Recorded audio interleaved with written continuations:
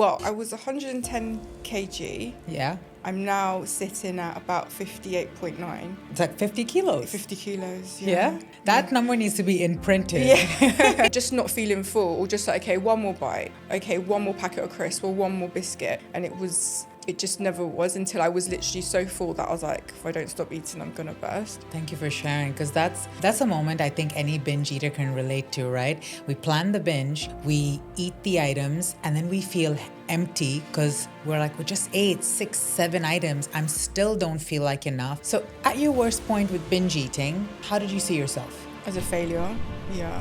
No control, felt disgusted at myself. It just felt like an out-of-body experience. I think that's the best way I could describe it. Like, you're not even in your body, you're watching from the outside in. That's for me personally, how I can order a portion of chips and it'll be like, yeah, I had a portion of chips. It's gonna be okay. You'll find your way. Hi everyone, and welcome back to Breaking the Cycle. Today I have with me a guest that I've been waiting to have on here for on and about 2 years.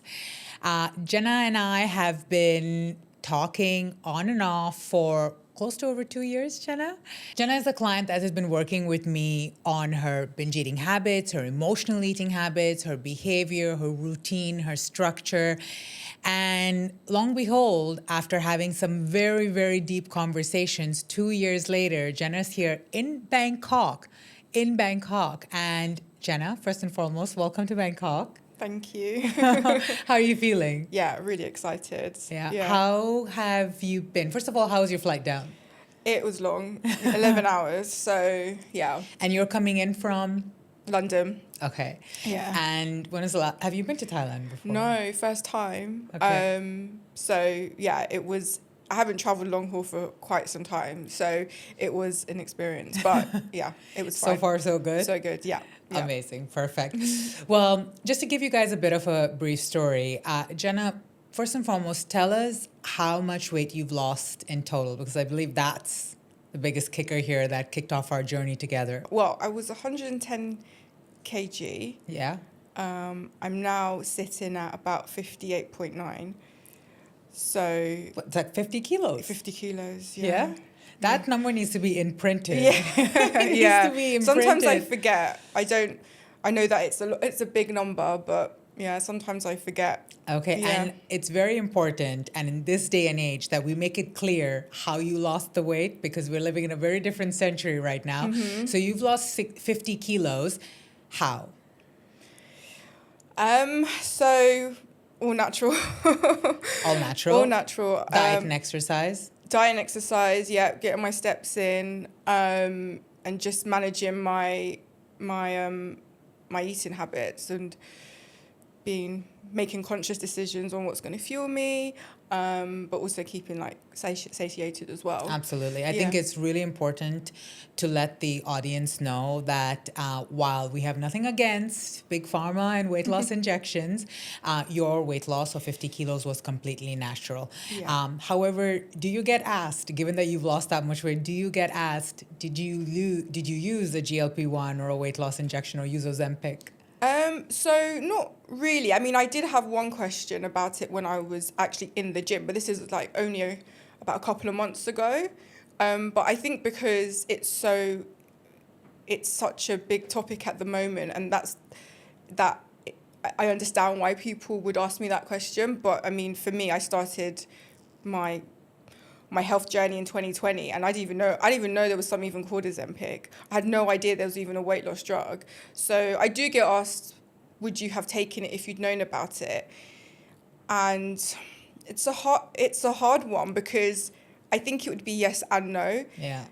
But I guess I didn't have a choice, and at that point in my life, I needed to like do something about it, because my weight was just getting out of control. Absolutely. It's so interesting when people ask you that question, right? Like, would you have taken it if you had the optionality then? Because when people ask me that, and I've lost the weight, and I say, I probably would have. If that option was there for me 17 years ago when I lost the weight, why not? Yeah. Right? Yeah. Why not? Yeah. But you know what advantage we had by going through this journey naturally is the structure, the routine, the habits. I mean, it's so crazy because that's one of the things that individuals on injection sometimes struggle with, right? Hard to build that part. So we do have the advantage on that part of things. So I wanted to know, before we started working together, because we worked primarily on your relationship with food, and before we started working together, before you made that first discovery call with me close to 2 years ago, what was your relationship with food like? You had just recently lost, not as much as you've lost right now, because us working together, you've lost even more since then. But what was your relationship with food like? Not great. I think that's putting it quite mildly, but yeah, it was bad. No, it wasn't great. I think it was my tool. It was my emotional tool for anything that was going on in my life. Right. And it was my coping mechanism. And I guess it was the thing that gave me comfort out of everything. Yeah. Would we describe it as binge eating? Yes. Yeah. I would say so. Yeah. And at your worst point with binge eating, how did you see yourself? As a failure. Yeah. No control. Felt disgusted at myself. And what did a binge actually look like for you? So, I mean, it varied, but like I wouldn't eat anything throughout the day, or I'll eat as little as possible. And then I would plan the binge as well. So as I was going home, I would think, okay, I'm going to stop at this shop and buy all this stuff. And that's what I did. And then I would go home and just literally eat wherever I bought, then still feeling not full, go through the fridge and see what else was there. And sometimes it was stuff that I didn't even really want. Like, for example, if there was like a block of cheese, I would just start cutting it up and then eating it. And just staring at the fridge and seeing what I could eat. So yeah, that's a pretty low point, but that's essentially how it looked like. And just not feeling full, or just like, okay, one more bite, okay, one more packet of crisps, or one more biscuit. And it just never was, until I was literally so full that I was like, if I don't stop eating, I'm gonna burst. Wow, thank you for sharing, because that's a moment I think any binge eater can relate to, right? We plan the binge, we eat the items, and then we feel empty because we're like, we just ate 6, 7 items. I'm still don't feel like enough. Raid the fridge or order more food at times, still don't feel like enough. Now's the best part. What happens right after that full point has been hit? Shame. You feel guilty. I'm not going to do it again. This will be my last binge. I'm going to make changes. And I think those things you just think just to make yourself feel better, but knowing full well that it's not going to, you're still going to do it. Yeah, absolutely. And shame, as you and I have spoken about many times, is such a tough emotion, right? What does shame do to you, Jenna? Makes me feel embarrassed, like hate myself, have no control. Yeah, shame is such a debilitating emotion. And it's something that I don't think people realize how much they get impacted by shame and how embarrassed, like you said, about your behavior. I'm curious, Jenna, because you described how you planned the binge, how it actually looked. But throughout your day, as you were planning that binge, what emotions triggered the binge to come? I think, well, at the time, it was my job. It was, I worked in PR, and that's quite an intense job to have. And it wasn't for me. I knew that, I think, very early on, but I guess maybe in my nature, or just I can't give up, I need to keep going through. And then food was my coping mechanism, because it was that impactful on me, my health, and it's the only way I could get a relief from the job. So would you say it was the stress from the job? Yes. Yeah. Right? Yeah. And what other emotions would come up that would trigger a binge eating? Let's go way back, right? When the binge eating first started, because it did start when you were younger. Yeah. Right? These were the early signs. Yeah. So when you were young, what were the emotions that would trigger the binge eating? Not being good enough.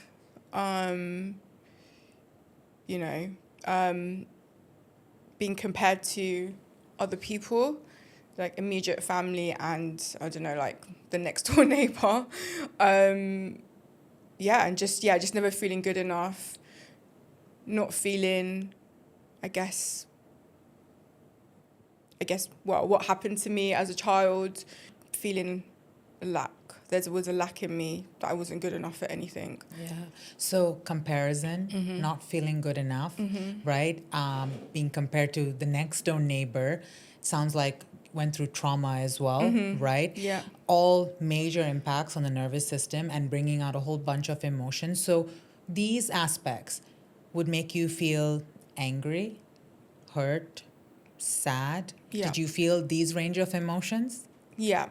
And when these emotions came up, what would you tend to do? Could you feel the emotions coming up? I know that we've talked about I was never when we talk about anger, or when I didn't really feel angry in that time, but I know we've spoken about anger, I just felt like it was just one emotion. I can't think where they've all been separated out. For me, it was just one big emotion that I was dealing with, and it was probably all those things combined. But I just, at that time, I couldn't separate each of them. I just felt, this one big emotion, and then that just caused the binge. Yeah. Yeah. I mean, we've worked a lot on how you should be expressing anger, what that feels like, and we're gonna get into all of that. So question I have for you is, when the binge eating came up, did you feel like you have a choice, or did it just take over? It took over. And what did that feel like, that control that it had over you? It just felt like an out-of-body experience. I think that's the best way I could describe it. Like, you're not even in your body, you're watching from the outside in. That's for me personally, how it felt. Yeah, it's scary, isn't it? Yeah, and you're just like, who is this person? You know, you're just, I don't know, it's like an on and off button. You're like on the binge, and then when you're, full and you can't eat anymore, it's off, and you're like, who was just that, like, I don't know, 10 minutes ago eating all that food. Yeah. Yeah. And what did the voice in your head sound like right before a binge?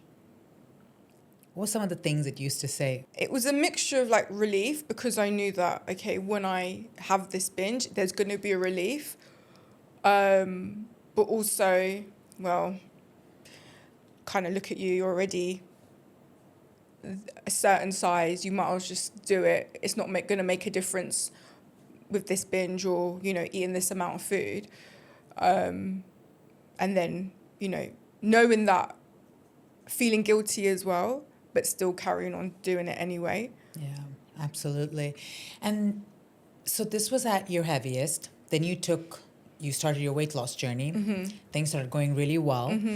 And then you reached a point where the binge eating came back, and it came back really strong. And at that point, you decided it's time to get some help. What made you reach out to me specifically? What was that breaking point? What was it that said, you know what, I need help, I'm going to reach out to her? What were you looking for? I think at the point I got to, I managed to do all of that without having any therapy or even talking about my binge eating. I think because I was so like, I need to do this now. If I don't do it, I'm going to have all these health implications, things like that. So at that time, I wasn't thinking about it. And then I lost a significant amount of weight at that point. And those binge eating, emotions started to come back. And a lot of it was fear as well, fear of putting the weight back on. I think it was fear when I think about it, the fear of not having dealt with those emotions at a point where I'm a different person physically, maybe not so much like mentally, but I knew that I didn't want to go back there. So I think fear kind of Right. got me. You said something beautiful there. Physically, you had lost all the weight, right? You were smaller, but mentally, did you feel like you were still stuck in the old Jenna's body? 100%, yeah. And what did that feel like? It was like a dissociation. So, okay, yes, I'm in a smaller body, but my mind is still the person who started off at 110 kg. And even that, thinking about that, I don't think my mind could even catch up with how I look. So obviously people started to notice, I started to notice, clothes, photos, whatever. But my brain, my mind was still as the old Jenna and like old patterns. I'm going to ask for some examples there, Jenna, because I believe a lot of people listening to this right now can relate, where they've lost all the weight, but they're still stuck, right? And you and I have done a lot of work around this, and it shows up in different areas of your life, right? Where did you notice it the most? Where you lost the weight? I know I have a list of things, but you know me, I always have, but I want you to, based on what we've done and what we've talked about, Yeah. how did it show up where you could see that I've lost the weight, clothes fit good, but I'm still stuck in the old Jenna's body? I guess, well, an example is how people would treat you. And so I guess they're used to seeing me a certain way, and I'm used to thinking of me myself as a certain way.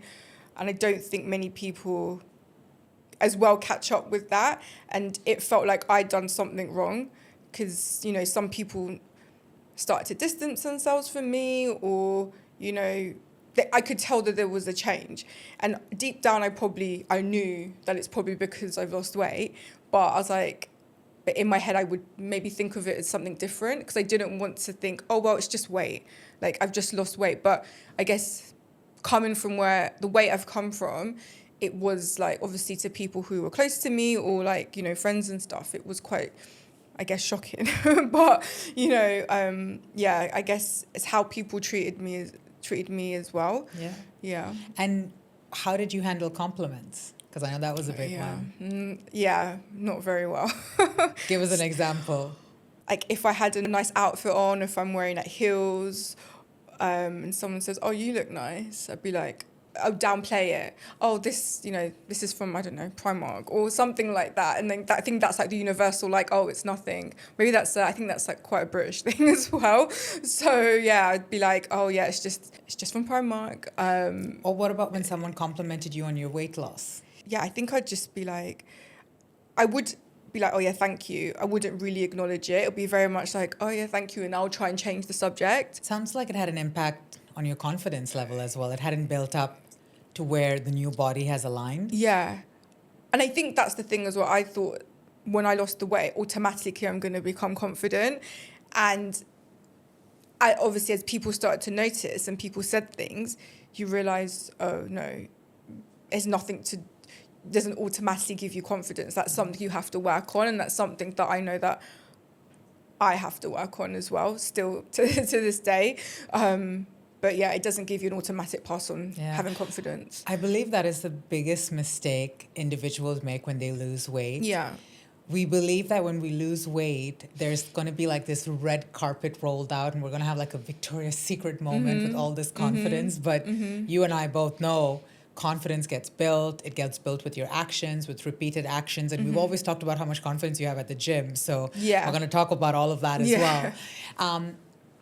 What was the biggest fear you had when you decided to start working with me? Putting the weight back on. Just going back to how I was, and I know that that person wasn't a happy person. And to be honest, like the main reason I did it wasn't for aesthetics. It was because for my health. Yeah. You know, like I was having like breathing problems in the sense of I couldn't walk up the stairs without being like totally out of breath. My knees were hurting, my back was hurting, and I wasn't even, you know, I'm not even 40 yet. So, you know, to have those kind of, to know that and to know it's to do with my weight and know that I can do something about it, I just didn't want to go back there. Yeah. And what was the fear you had, or did you have any fears when you decided you're going to start coaching with me? Were there any fears about the coaching process, or what would this look like? Did any of that come up at all? Yeah, I mean, I knew I'd have to go deep, and I think I know why. I binged eat, and, you know, because of my trauma. So I knew that I'd have to open up about that, and there was fear in that as well. I mean, I've talked about stuff with my close friends. I've had, you know, therapy here and there, but not to the extent that I knew it was going to be, especially if I wanted to kind of make a change with my binge eating. And also as well, realizing that it never went anywhere. I just suppressed it through that process of initially losing weight. And hopefully I was like crossing my fingers that it wouldn't come back up. But, you know, when you don't deal with something, it's going to find its way some other way. So think that was a shock to me as well. And Yeah, so well said. You're so well said. It will always come back up. We've talked about this so many times, right? What are some of the things you learned about your binge eating from our time working together? That it's definitely emotional, and when I feel stressed, that's the first thing that I would go to, because it's an old pattern. It's a relief, and I think from doing the having the therapy with you, learning about different coping mechanisms. When I feel that binge coming on, what has caused that, and how to deal with those emotions. I'm going to use an example Yeah. from one of our calls. I made a note here, and Yeah. it says, Natasha, I wanted to binge so bad. I just wanted sugar. I just wanted sugar. Yeah. I, by the way, haven't heard that statement from you in over a year, right? And I've checked in on your binging many times as we're still uncovering your patterns and behaviors. How did you learn how to manage that? Because those were big moments. They would happen often, at least once a month when you and I initially started working together. How are you handling those moments now? I think doing the box breathing that we speak about, trying to take myself out of maybe that environment that I'm in when I'm feeling that. Some affirmations work sometimes if I feel that or coming on, going for a walk. And do you find that it helps, Jenna, when the binge urge comes up? First and foremost, does the binge urge still come up? No. At all? Not as intense as that statement. Right. It sometimes can creep up, but I think over the last year, I've been able to manage that, new coping mechanisms where it's not just let me go straight for a chocolate or crisps or whatever it is. But that's, I believe, such an important point, and I think everyone here really needs to take note on what Jenna shared, and I've shared this multiple times as well. The binge urge doesn't disappear. And if anyone out there is telling you that it is and it will, Jenna, you can vouch for it right now. I can vouch for it for years, being an ex-binge eater. I still get binge eating urges. You still get binge eating urges. There's not like we wake up and it disappears. It's still an instinct. Do you feel that happens sometimes in really stressful moments? Yeah, definitely. And it's funny because my mind will go straight to the binge eating first. Yeah. But I think as of in the recent year, I've managed to not push it to the side, but talk to myself and say, is that why I really want to eat whatever it is that I'm going to binge on, or why we're thinking of binging on? Why are you actually feeling this way? And I think when I start talking to myself like that, I kind of forget about why I wanted to binge eat anyway, because I'm kind of going through my emotions. And by the time that happens, I'm like, oh, I'm not even hungry. I don't even want to do it. And then I can't just then move on. Yeah. And that's exactly what we need to be doing, right? Emotional processing is what you're doing there, regulating your emotions. And I love that you mentioned box breathing, because I put all my clients to box breathing. I don't know how many times, but do you find that really helpful, Jenna? What does it do for you when you box breathe in that moment? I think it grounds me. It just gives me something else to focus on.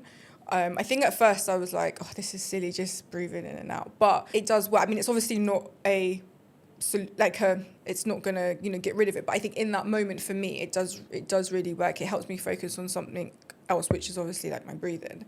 Right. Yeah. Absolutely. And what were some of the moments that you found difficult, or let's say maybe uncomfortable, through the process? I know we've had quite a few, but what were some of the moments that you found really difficult or uncomfortable while we've been coaching together? Expressing how I feel, how I really feel. I'm going to stop you right there, because you just said two such important sentences. Yeah. Expressing how I feel, and then you took a second, and then you said expressing how I really feel. Why'd you do that? I think being vulnerable. I think that's. I think when I say how I really feel is being really vulnerable. I think I have this. I've always thought myself as just this strong person, maybe because of my size as well. And automatically just being strong. You can take anything, and that person doesn't have, I don't have emotions.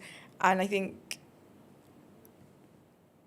as we do our sessions, I do have a lot of emotions. I think I am quite an emotional person, even though maybe I don't want to admit it to myself, and maybe that's just a sign of I would think it's a sign of weakness, which it's not. But that's how I interpreted it, previously. Yeah, that's very beautifully put. And what would you say about that voice in your head now in comparison to what it was before? That voice that used to push you towards the binge, what is that voice saying now, and what are you telling it instead? That I'm safe. Beautiful. Yeah, I think safe in myself and safe to make right decisions for myself, where I couldn't do that. Well, I felt like I couldn't do that before. And how does it feel to feel safe? It feels good. It feels, yeah, it feels good because I never felt like that before, and it makes me feel secure. Yeah, Yeah. it's beautiful. And your relationship with food, because I know that's the most important part. How would you describe your relationship with food now? A lot better. I mean, 10 times better than where I was before. I think planning my meals now, everything's about what's going to nourish me and what's going to give me energy. Obviously I still have my fun foods and, things like that. And, but I think overall I try to eat as healthy and nourishing food as possible. Yeah. And I learned a lot, and it's taught doing, the calorie counting, the macro counting, whatever you want to call it. I found that has really helped as well. Do you feel like it helps you stay in track? Yeah, and I think doing it for this long, I kind of know what I'm eating anyway, and I tend to have the same meals, which I think also keeps me in check as well, in terms of, okay, I know what I'm going to have for breakfast, I know what I'm going to have for lunch and dinner, and I think the same meals help with that. It's like structure and routine, yeah, right? Yeah. There was a point where there was fear of food. Mm-hmm. There was a point in our coaching in the past 2 years where I had to sit you down and say, go and have that burger or have some fun food. There was a distinct fear of fun food that had developed, which is now bypassed, and we've come way beyond that. But what was that, Jenna? If you could describe that, because it seemed like your body was, or in your mind was trying to take another extreme approach, right? Opposite to binge eating. What was that? I think it was fear of going back. Like if I have, or it would be a trigger to my binging if I was to have those sort of foods. I think it was just fear that if I eat that meal, I'm going to put all the weight back on. But logically, I know that's not true.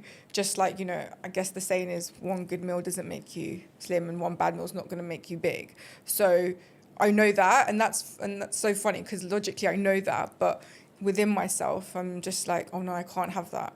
So it's a lot better like now. Like now I don't feel the guilt when I go and have like a meal or, outside. It's just, I'm not just going to go have a meal.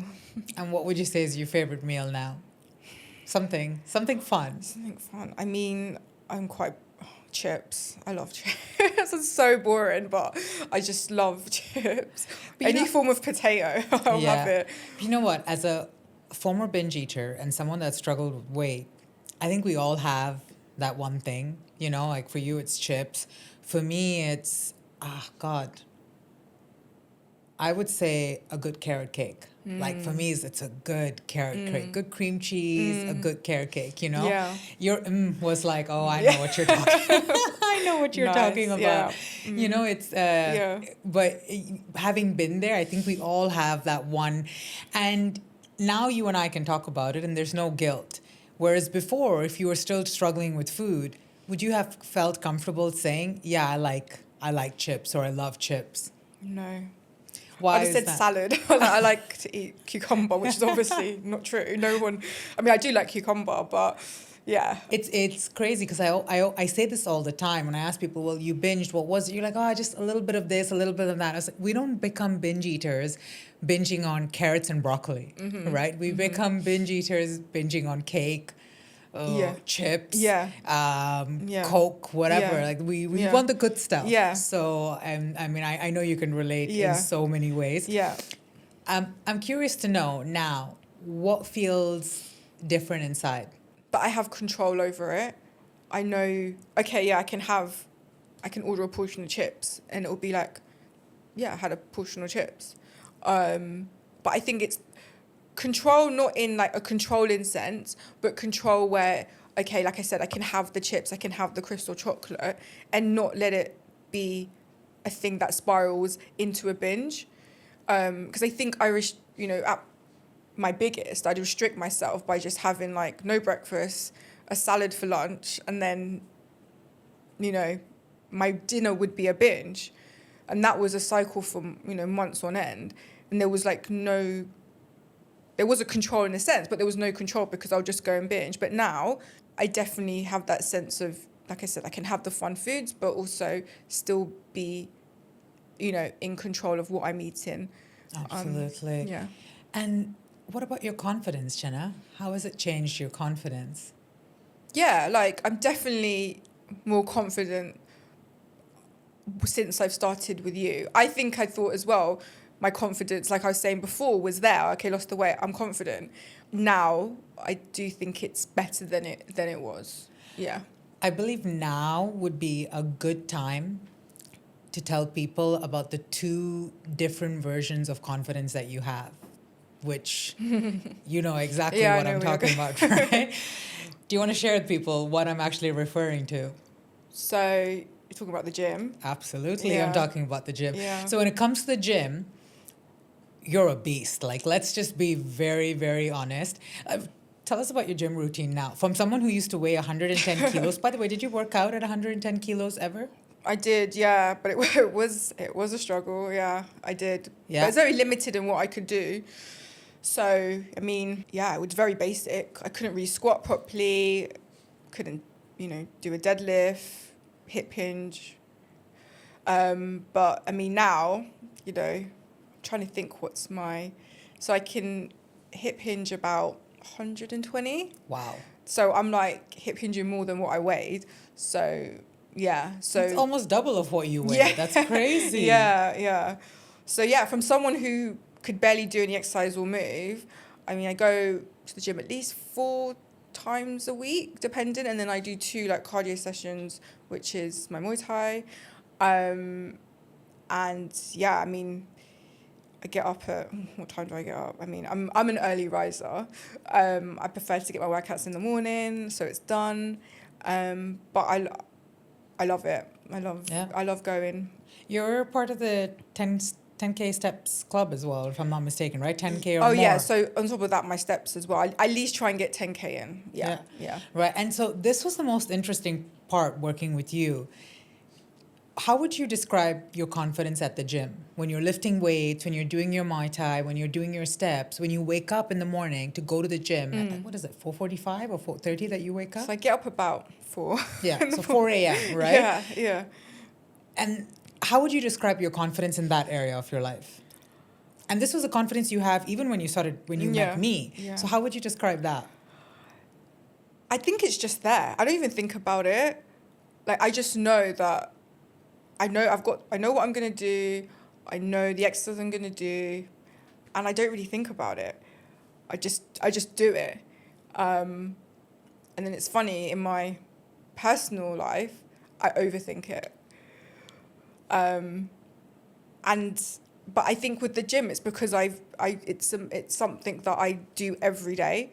It's a muscle that I use every day to go and feel confident and be confident. I just don't think about it. But I think the other side to it is, personally how, sometimes I feel about myself, or like how I look, or like, compliments, things like that I find harder.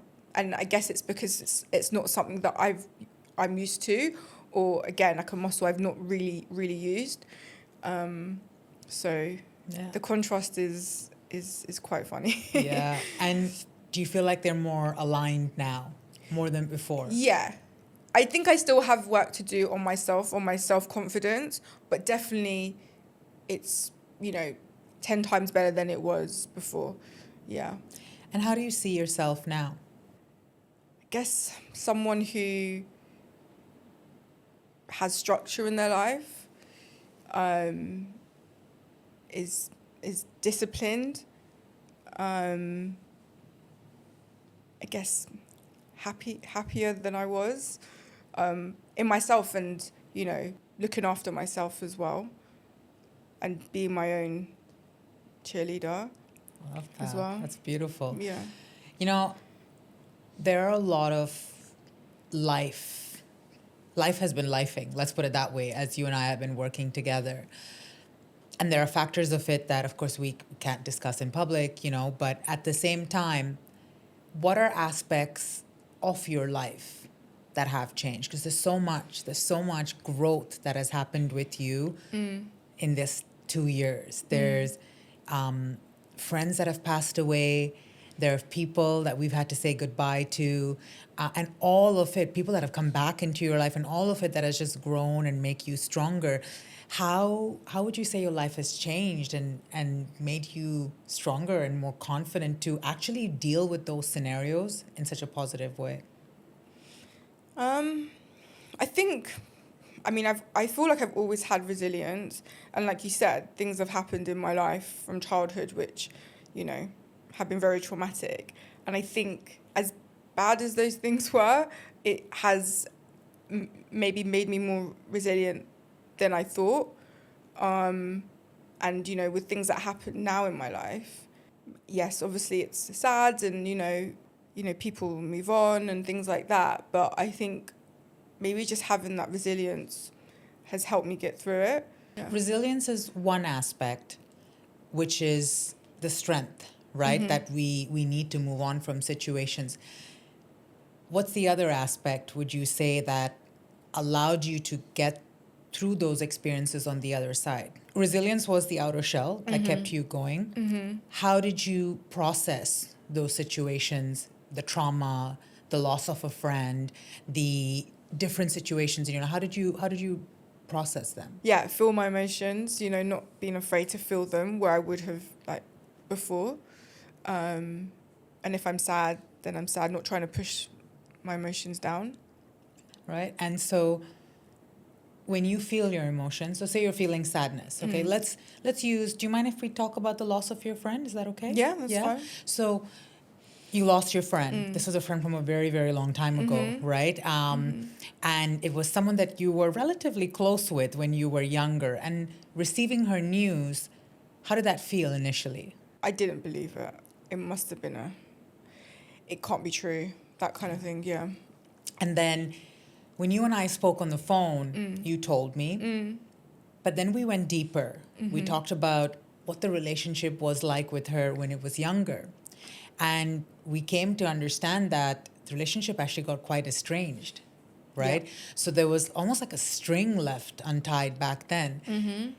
Then we brought that conversation up when you and I were talking. Yeah. And it brought out an emotion for you. What emotion did it bring out? Guilt and sadness. Yeah. Yeah. Why guilt? There were signs, when we were friends, but we were only 18, 19, and I think those things weren't even, I'm not that old, but even then people didn't really talk about stuff like that. I think now in this environment people are so open about it, but I think mental health then was still kind of maybe shoved under the carpet a little bit, and I wasn't equipped with it. I didn't know anyone who was on antidepressants or was depressed. She's just a bit sad, or something along those lines. So I think guilty because when in our relationship it just got to a point where I was almost like her mother. Well, not almost, I was almost like a surrogate mother to her, and it was just a lot of pressure for me. She did try and reach out a few times, and I didn't reciprocate. And then you know, when I found out that she passed away, I think that was the guilt. Do you think you'd be holding on to that guilt and sadness after all those years? No, Did you expect that emotion to come up the way it did when we were on our call? no, not at all. Were you surprised? Very, yeah, yeah, How did you feel after? yeah. I've come to terms with it. It's really sad, and I feel sad for her. But I don't feel the guilt anymore. It's beautiful. Thank you for sharing that, because I really want people to know and understand how many years ago was that, Jenna? 2009. 2009, right? Yeah. So over 15 years ago. Yeah, Right? we stopped that. And well, so I really want people to know how long we can store emotions for in our body. Because when you came onto that call with your friend, in regards to your friend, you said, I'm really upset, but I'm not really sure why. Like, we used to be friends such a long time ago, and we really dug into it. And do you believe that that emotion coming out and actually expressing the guilt, the sadness, do you believe it allowed you to process it and say goodbye to her in peace? yeah, 100%. Yeah. It was such a beautiful moment, and I'm so glad and honored I got to share that with you, because that was the true definition of emotional processing, right? It was like 15 years ago, a friendship 15 years ago, and there was so much guilt. But yeah, thank you for sharing that. That was really beautiful. The question I have for you now is, Jenna at 110 versus Jenna now. When you see her now, when you look at pictures of her, when you think about her, what comes up? Sadness. Well, sadness, but also it does get better. It gets good. Like, I want to protect that person as well. Almost like a big sister. Yeah. That's beautiful. And as a big sister, what do you want to tell her at times? That it's gonna be okay. You'll find your way. Do you feel like you found your way? Yeah. I feel I'm still navigating certain parts, but I think for the most part, yeah, definitely. And how do you feel when you look back at where you started, at your heaviest? How do you feel looking back at that exact moment? I feel happy, and I feel that I feel happy because I took a chance on myself, where, like, I failed before trying to lose the weight and trying to deal with the emotions, but I feel happy that I started. Yeah. And what does a day in the life of Jenna look like now? So now I get up silly hours to go to the gym, but I've always done that. So for me, it's just ingrained in me. So I know it's not for everyone. So I'm going to the gym, prepping my food, doing Muay Thai, but just a better overlook on life. Like, it's not centered around food. Like, I'm not centering my life around food. I'm trying to enjoy things that I couldn't when I was like at 110 kg. Taking interest, in hair and makeup, my appearance, like things like that. Yeah. Has that drastically changed since losing the weight? Yeah. I mean, clothes fit you better, your makeup looks better, your hair looks better. You don't have to think. And I know if it's like, I guess if, some people like choosing an outfit, for me at 110 kg, it was sweatpants and a massive t-shirt. Now it's like, okay, I have options, and it's fun and it's nice, and I missed out on that, and now I'm embracing it. Yeah. Yeah. What would you say your dressing style is like? I think it's a bit simple, like jeans and a t-shirt, or basically jeans and a t-shirt, and nice tops, like a blazer, or depending on the event. But I think it's quite simple, like simple colors, things that suit my shape.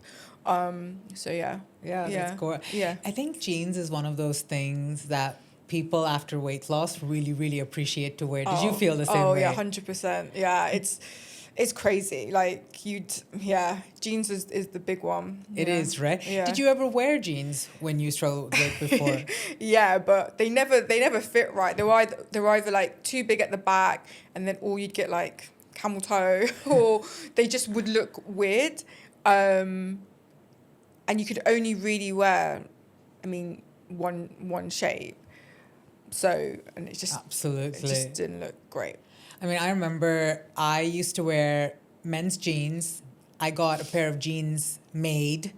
Yeah, so jeans is one that you can really, really appreciate. Yeah. And does it feel good when you button up your jeans? Yeah, I don't have to like cross my fingers again and hope that it's gonna close, But yeah, That's these are the little moments that happen behind closed doors that people don't know about.